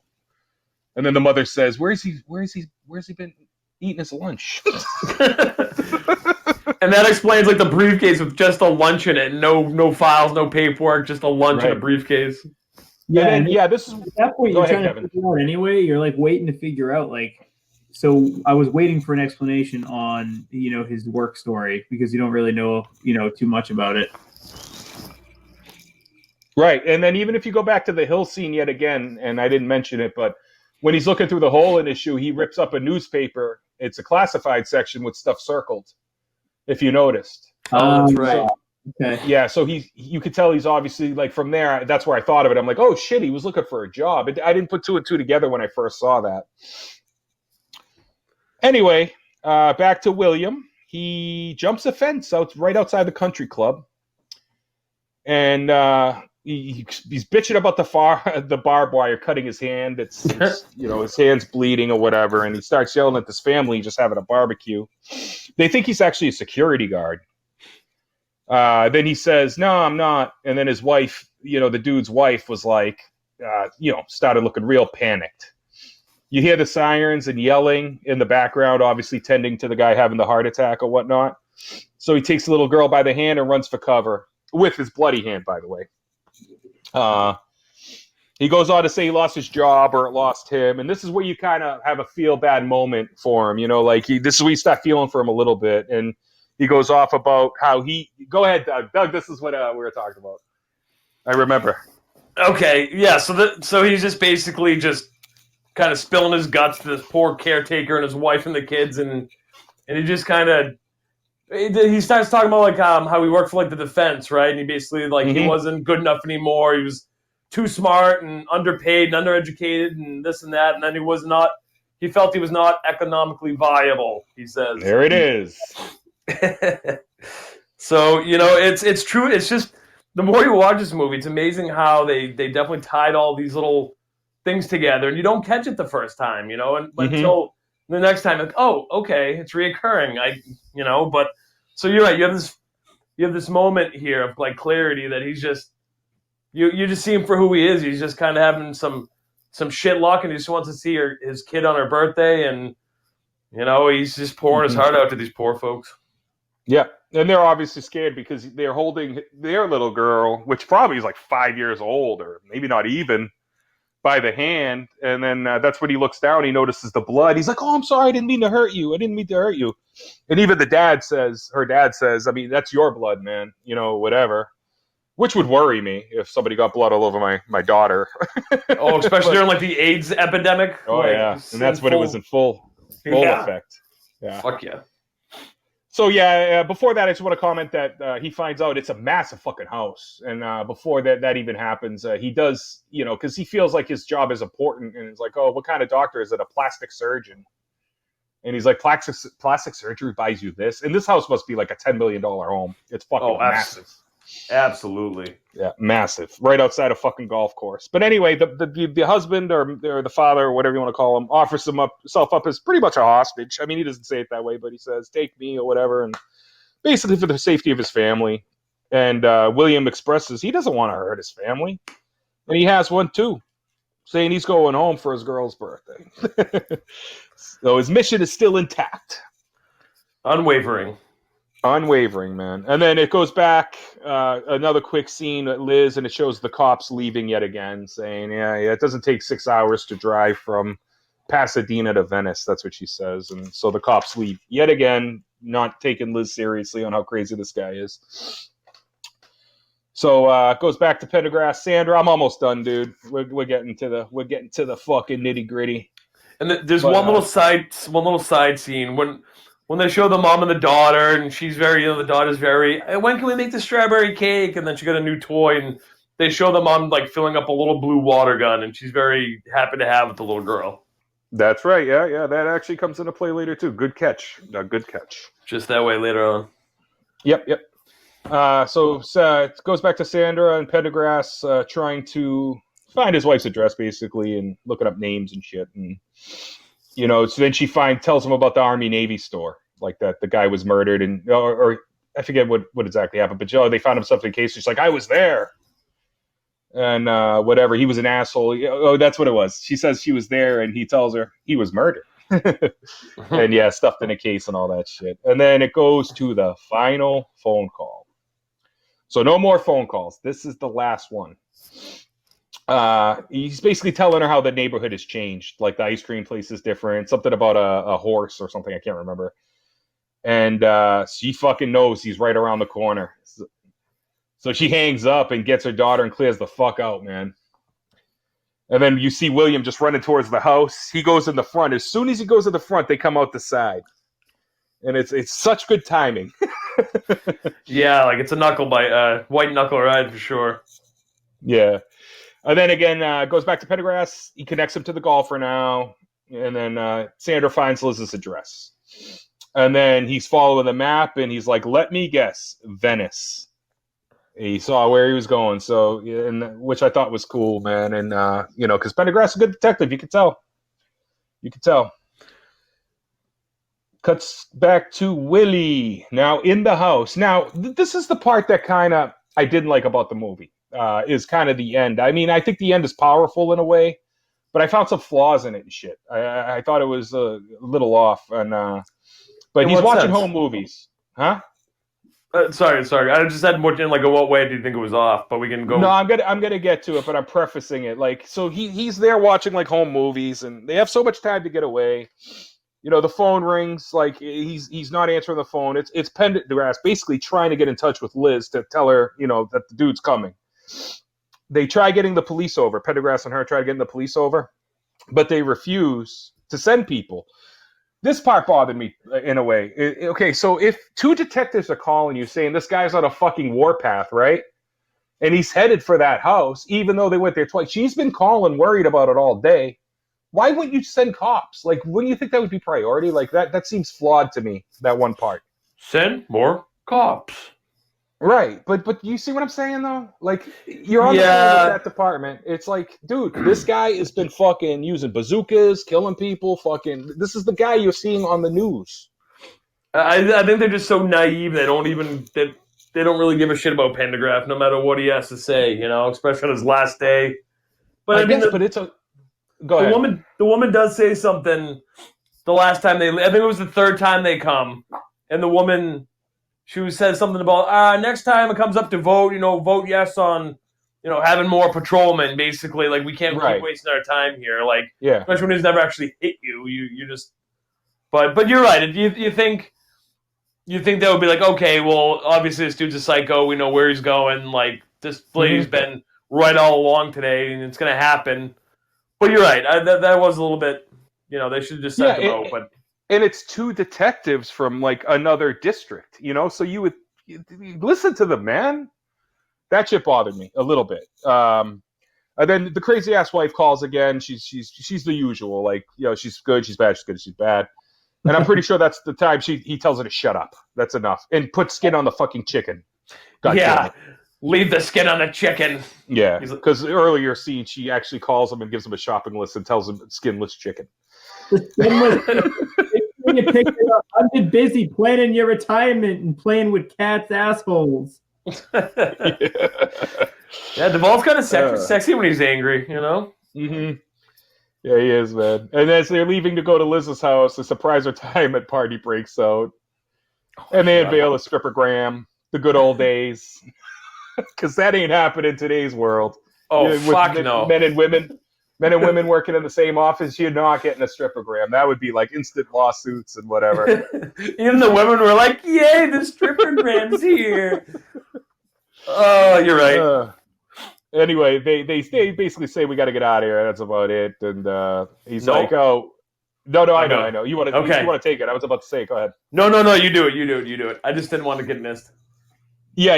He's wait a minute. And a cop asks, "What are you afraid of women too?" And then Detective Douchebag says, "You ever met his wife?" And Pendergrass is like, "What'd you say? And he just goes over and fucking clocks that douche right in the face. And that was actually one of my happiest moments of the movie. I hate that guy. I freaking hate that guy. Oh, yeah. I think everybody, even in the room, was like, yes, finally. Mm-hmm. It's like coming-of-age movie for Duvall. You know what I mean? Like, right. He's been shit on all of a sudden, like it's his last hurrah. He can prove to everyone, like on his last day. And he gets to punch fucking Detective Douchebag out. Awesome. Mm-hmm. It was excellent, dude. It was one of my favorite scenes of the movie. And then this is the part. Okay, so I maybe prefaced it a little too early on the part that bothered me. This is the part that really bothers me. It goes back to William watching more videos, and then there's like a horse incident where he gets a little horse, like I think it's a toy horse. I don't remember, but he's talking about trying to get her on the horse. I paid for the goddamn horse. Put her on the horse, and his daughter's crying. She doesn't want to go on the horse. And then he starts looking all serious, like, wait a minute, maybe I am fucked up. That's what I got out of it, to an extent. I think he's starting to realize it, but he's still so crazy that, he kind of forgets about it. And, and that's where you see his anger just fucking go off the thing. But and then he sees another section of the video where it shows the pier. And he connects the dots that the pier is her favorite place in the world, so that's where she's going to be. This is where I got upset. At the movie. The one part I freaking really hate is if you're trying to escape the psychopath ex-husband of yours that is capable of killing you, why would you run to a place that literally has an end? And you can't get off the fucking thing. And maybe she was thinking, maybe it's a public place, so maybe she was thinking, but don't you think you'd run to like a police station somewhere you could be safe? You would think so, but it doesn't make for a good climactic ending, I guess. But you're right. I guess that's what it is. But that part has bothered me since, I was a kid. That's the one thing that's always bothered me about this movie. It's like the one little flaw in it that I didn't enjoy. But I love the scene at the end, though, so it makes up for it. You know what I mean? Yeah, I agree with you, Marco. Yeah, so anyway, they go to the house. After he sees the pear thing, like right as he sees the pear on the video, Sandra and Pendergrass show up at the house. And I forgot to mention, but there's a scene earlier where he has to give up his gun because it's his last day. So he tells Sandra to go around the back. She goes around the back. He reaches for his holster and realizes he doesn't even have a gun. So as soon as he realizes that, he has a gunshot. He sneaks through the house trying to stay low because he doesn't have a weapon. He comes back, and she got shot in, the hip side, whatever. The abdomen, but the side. Kidney or something, I don't know. Gut. Yeah, her gut. Gut yeah, shot. She's holding her gut. Gut shot. Yeah, but to the side. And he runs through. She says, go get the bastard. He's still dressed like G.I. Joe. So he basically runs after. And I don't know how he knows he went to the pier either, but, he figures it out, apparently. Or maybe he sees him in the distance. I don't know. It just doesn't show that part. And this is the part I actually did write it down here. The wife's battle plan pisses me off. Here. Hot dogs. Ketchup. She's buying fucking hot dogs. And fucking, I know she's trying to probably comfort her daughter and console her daughter or whatever, because it's her birthday and she wants a party, but fucking buying hot dogs. God damn it. That'd calm me down. I guess, yeah. I ate a couple hot dogs today, actually, for the first time since Kevin was here one time. We did a little barbecue, and I had like 14 hot dogs. Actually, no, I'm sorry. I ate hot dogs at Kevin's house, too, at a barbecue. That's right. Kevin! We did. We definitely ate too many fucking hot dogs. I just haven't heard your beautiful voice in a while, so I want to make sure you get involved a little bit. You guys are on a roll. So I thought I would. I told you I try to interject less if I can, because if you're on a roll, it's pointless, you know? Yeah. And we're coming to the climax, so the end is near. I know we're running a little long. I know we've been trying to keep them a little lower. This one will probably be an hour and a half or so, but it's a fucking good movie. I think it's worth talking about. But anyway, he finds them, sees her buying a fucking hot dog, and he goes up to her and starts kissing her. She's very uncomfortable. And she pull it away from him. So he pulls out his gun and he starts screaming. Everybody runs away. Hugs his daughter. His wife tells him he needs help. He's sick. Look around. I'm sorry. What's that say? And then he said, look around town and I'm sick. So there you go. There's him referencing all the shit he saw throughout the day and obviously leading up to that day. And then very smoothly, Pendergrass says, you ain't kidding. And then he keeps talking, talking about bullshit going on and whatnot. William tells him he's just trying to have a moment with his family. And then as Pendergrass is still talking, he flashes his gun at Elizabeth, so she knows he's strapped. He took the gun from Sandra, so he has a gun now. He says that his daughter is beautiful. Then he talks about his daughter and how she died at 2 years old of infant death syndrome, and how she even though she wasn't an infant, there was some weird situation that had happened. And what do you call it? William, for some reason, when he's down with his daughter, he puts down the gun for some reason, even though the guy's there. I think Duvall just has this calming thing about him. He seems to calm everybody down. And I think he kind of gets to William a little bit, don't you? Because he hands him the popcorn, I think, right? He hands the girl the popcorn. Yeah. He gives the girl the popcorn. Okay, yeah, it's kind of, I forget what exactly happens, but at that same time, he kind of he does. You're right. He feels calm and unthreatened at the moment, so he puts the gun down to do something with his daughter. Mm-hmm. And then Liz notices, she kicks the gun, and then she kind of runs after where she kicked it. She picks it up and fucking throws it in the ocean. Then Pendergrass pulls out his gun, tells William to freeze. And then, William basically says, I know what you're going with. I'm sorry, Pendergrass basically says, I know where you're going. You're going to kill your family, then kill yourself, or whatever he says, something like that. And this is where, that moment, and you realize that William doesn't even know. He's like, I'm the bad guy? And he's looking confused. You notice that? How he just didn't really even realize he was doing bad things throughout the day? Yeah, it didn't click in his head until someone straight up just told him, you're the bad guy. Yeah, man. So anyway, from that part, it's pretty much the end. William tells him he has another gun on him.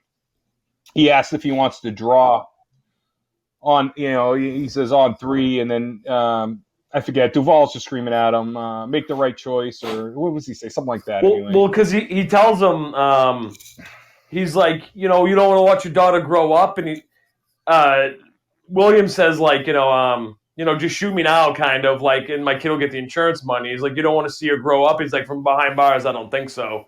So he was basically there. He knew he was going to die there, Right. So, yeah, so they have a little standoff, and he says, let's have a draw. I'm going to count to 3, and he counts to 3, goes for his pocket. And then, like we were talking about earlier, he pulls out the little kiddie water gun he had, and Pendergrass blows him away, right? Mm-hmm. And what does William say as he's dying? Do you remember? No. He said, I would have got you. I would have got you, that's it. Yeah, and then he falls into the water and dies. Like a 30-minute, fall in the water dramatic scene over the railing from 3 angles. Floating bodies from 2 angles. And almost. One more scene, pretty much. Maybe 2 more scenes, but it's quick. So he walks up on the captain now, saying how Detective Pendergrass is responsible, and the captain who basically told me he didn't like him, fucking whatever. He's like, oh, here he is, and he's like, fuck you, Captain. Fuck you very much. right on TV, which was awesome. And the captain looked confused. The reporter was just like, "What the fuck just happened?" Because the whole, earlier he told him, like, I don't trust the guy who doesn't swear. And I think, like, Pander, whatever the fuck his name has got the balls throughout the movie. And then he's like, I do swear. Fuck you. And I'm going to choose the perfect time to fucking basically tell you to fuck off. My wife, awesome. My wife is downstairs watching this, and she texted me at 8:16, and she said, "Best line of this movie, quote, fuck you, Captain Yardley. Fuck you very much." That's awesome. So he actually makes a decision he's not going to retire. And as he's comforting, he's talking to the little girl, and actually he talks to the mother first, and she's like, "What do I tell her?" He's like, "Well, let her have her birthday and tell her tomorrow." And then he sits down with the little girl. They have a little conversation. And what's your name? Adele. He's like, "Oh, if I had a daughter, I'd name her Adele." She's like, "What's your name?" "My name is Bud, because my wife's going to kill me," or whatever. And then as that's going on, a cop walks by and it kind of follows him into the house. And the last scene you see in the movie is a home video of William /defense /Bill /whatever you want to call him, basically being like an awesome dad. So it shows that he had good moments too. So in the end, it kind of shows his good side, which you see a few times throughout the movie. But I think it's a fitting ending to a guy that just lost his fucking mind that day. Yeah, turns into a feel-good movie. Yeah, and there was obviously, through the wife's interactions throughout the movie, obviously it was leading up to him going crazy eventually, and he just snapped that day. That was it. He had a fucking enough of life, and I don't think he cared if he lived or died. And that's the movie, man. Fucking want to go around the table here and see what you guys thought, and if we recommend. Kev, was this your first time seeing it? No, I mean, I saw it when I was younger, but completely forgot about it, and probably wasn't old enough to really understand some of the subtext and just, have a better understanding of, the psychological aspects of the movie. So, I mean, now, yeah, I was saying to Marco right when we jumped on, I'm probably going to buy it. It's a movie that I would watch a lot because there's so much going on with these characters, and you can really dive into, their development and who they are as people and what's going on with them, psychologically. And so, yeah, I mean, it's just, there's all sorts of things that you can miss too. I never realized how many times London Bridge is Falling Down was played or referenced. Just didn't catch that many times. And then some of the other stuff you were talking about with banners in the background or things in the background. So again, just a fantastic movie. I highly recommend it. It's great. Really controversial. I don't think some people today would be able to sit through it because I think they'd be too triggered. But that's just my point of view. I think unfortunately, I'm not sure that today's society could kind of handle the raw reality of this movie without kind of just blacklisting it for certain reasons. Yeah, I remember seeing it when I was, when it first came out, maybe, probably 8 or 9. You know what I mean? Me and Kevin in Lakeview, I think we've talked about it before, had the luxury of a movie store being right down the street from us. And they were super cool and let us rent anything. I remember renting Faces of Death at fucking 8 or 9. But so, and you think it's a cool movie. This guy's going around just fucking shit up. It's kind of like an action movie to you when you're a kid. But then when you start to watch it as an adult, you just can kind of relate to him in certain little ways. Maybe not in such an extreme, but you can be like, yeah, like Marco was saying, I've gone to fucking McDonald's and wanted breakfast. Obviously I pulled a newsie, or I've been in the store and you didn't have enough change. There's little things that, it might not seem that bad on any given day, but it's just this day, it's he just can't catch a break no matter where he goes. They make him relatable. They don't make him a complete, right-wing Nazi. They don't make him a complete bigot. They don't make him. There's so many aspects of his character where you're like, oh, I hate this, but wait a minute, I kind of agree with him on this, and I can see his point on this thing. But then you realize, all right, well, he's a piece of shit husband. So it just toys with your emotions. It kind of gives you that whole man, I'm trying to think back to my criminal justice days of having the the syndrome, basically, where you would Stockholm syndrome, where you sympathize with the perpetrator, basically, and that's what it is. You kind of sympathize with him for that. Yeah, it's like you root for him sometimes, and you're like, okay, that was a little bit much, and then you root for him again, and yeah, it's like you don't know if you love or hate the guy. By the end, you know he's gonna die, but you're just like, he did what he had to do, and he wasn't gonna kill the cop. He couldn't, so he just wanted to kind of end it. It seemed in his own way. Yeah, I mean, thank you guys. You guys took the pressure off me talking. I feel like I talk so much, but I just want to read this little interesting fact that I was just looking up while you guys were talking, and it says Falling Down was actually released in theaters less than 1 year after the 1992 LA riots, and the targeting of Korean Americans and their businesses by rioters was a point of fact. So the Korean American Coalition and Korean Grocers Association protested the film for its treatment of minorities, especially the Korean grocer. Warner Brothers Korea canceled the release of Falling Down in South Korea following boycott threats. It was banned in South Korea pretty much, or pulled. And I guess it was very controversial in the Korean community, which I didn't know. I could go on. Yeah, but you know what though? Like he kind of touches on almost every race, so it's not like it's just anti-Korean or whatever throughout the whole movie. He just, like we were saying, there's no rhyme or reason. He just hates everybody, whoever crosses his path. Like, that's the whole point. It's a movie. It's the whole point of it, and you're supposed to see treatment of people of other ethnicities and whatever. I mean, that's the problem anyway. It's like, yeah. I think too. It's like a timing thing, Kevin. Like, I just think it's because it was so close to the riots. Maybe it was still fresh wounds because they did target the Korean markets and Korean stores and stuff. They were targeted. And if you watch anything on the riots, I've actually watched a few documentaries. It was actually a band of Koreans that would sit on rooftops. If people came close to their store, they would shoot them. Oh, I saw that. Yeah, it's pretty crazy, man. What? Yeah, or a meme. It was like Go ahead. It just said like it's all fun and games until like the roof starts talking Korean and then like or speaking Korean. Right. And it was like just a bunch of like dudes, like Korean guys, like the roof with like guns. Yeah. And just to go ahead, Kevin. It's supposed to help you sympathize. I mean, the whole point is like you obviously sympathize with the Korean market owner. I mean, it's not like. I mean, yeah, it was funny that he was like, all right, give me these prices from the 65. And then, like, the destruction was funny in some way. But, I mean, at the end, when you see the store, when it just shows the entire store and he's laying there, you're like, oh, man, that sucks.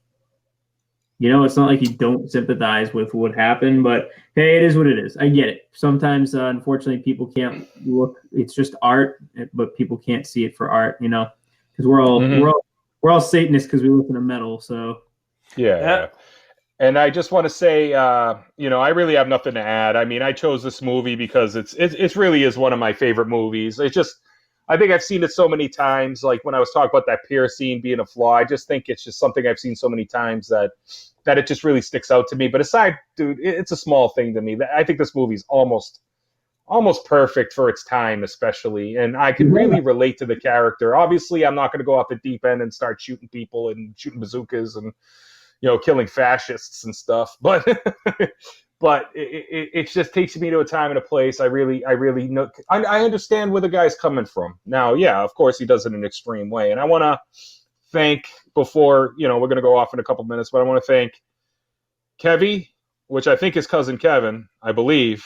Sean, what a beast with a 3 in it instead of an E, so I'm guessing it's what a beast. Rahul, Diggs, Cindy, Johnny Rebel Reboot 2020 for joining us, because I think that might be the most people we ever had listen to us. So I appreciate you guys being on with us. We appreciate it. Yeah, but I think it's a fucking easy recommend again. Yet again, we got to do a movie where we actually like fight about it a little bit. No, you're right. That's why I usually try to play, whether I like it or not. I usually try to play the devil's advocate and kind of like. Like, oh, it was good, but, just to get, like, the, for the sake of conversation. But we should choose one that we all have completely different opinions on. You know what I think we should do is honestly we should. Yes, we're gonna watch The Guest and get the actual recording of it this time. That'll draw in difference of opinions. We already did The Guest. We're tired. You guys did The Guest, yeah. All right, we're redoing it without tires. A third time? No, we can't do that movie again. I forbid. All right, fine. I got a controversial one we'll disagree on. We're gonna watch Wolf Cop. There you go, because I hate it. So yeah, and I think honestly, I know we talk about show fucking prep and shit, but we should put in the list a movie we've all never seen too in the next couple. Which would be cool. I like doing those because it's like Videodrome, for instance. It's a share reaction, man. None of us ever saw that movie going into it, and we all loved it though. So it defies the purpose of having different opinions. But still, it was cool that we did a movie we've all never seen, and I think it's good to do that stuff too once in a while. Just a quick recommend to everybody too. It's a movie that just came out. It dropped on VOD. Obviously, it couldn't come out in theaters, but it's We Summon the Darkness. Fucking great movie with Alexandra Daddario. Just amazing movie, man. It's a good throwback to metal and horror, and it's a good flick. So you guys should check that out too. I know we might want to do that one just as a new movie. You guys haven't seen it yet, and it was I loved it. I might watch it tonight. It's been on the top of my list. I just have not had it. Oh, dude, I bought it. It was good, man. There's so much going on. It's really good. Boobies? Yeah, I got it in my queue actually. It's in with 20 movies, so I will get to it very soon. Maybe we'll do that one next. What the fuck? Who cares? Let's do it. Doug, write that one up. YOLO. All right, I'm gonna watch it first, but yeah, absolutely. Doug, unfortunately, right, in today's feminist movie, there was not too many boobies, man. But you're definitely you're gonna love it. You're gonna love the throw in. But I mean, it's Alexandra Daddario, so I mean, I don't really think she doesn't really need to show them. They're already there. That's true too. Just curious. It's nice to know what you're getting into. A little more can go a long way. You know what I mean? More to the imagination. On that note, thank you all for joining. Until next time, thanks for putting up with us tonight. This is Kev. Marco, and sorry for the long length on this one. It's the longest one we've done in a while. Marco's all about the long length. Wink. Yeah. and Doug. Oh, all right, guys. Have a great night. See ya. Yeah, you too, guys. We'll do this again. Word to your mothers. Yeah. Bye.